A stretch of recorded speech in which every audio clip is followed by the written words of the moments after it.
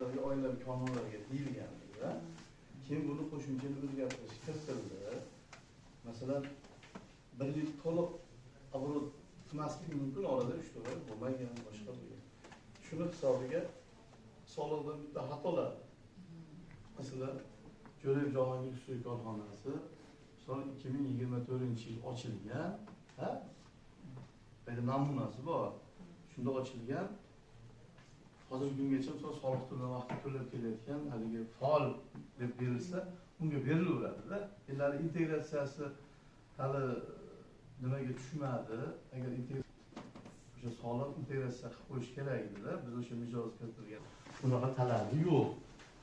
Keyin o'sha tadbirkorlar va jamg'armasi bilan bo'lgan kelishuvda ham shu joyi bor. Misol to'g'ri, mijoz hisob raqamida obro't qilmagan bo'lishi mumkin, lekin u soliq to'lab turgan bo'lishi mumkin. O'shaning kvitansiyalarni soliqdan ma'lumotnomasini olsa, u ham o'tadi. Endi eng arzon kredit o'zi asli o'shada asli 20%. Chunki sizlarniki norin to'rinchi toifa bo'lganligi sababli 20%.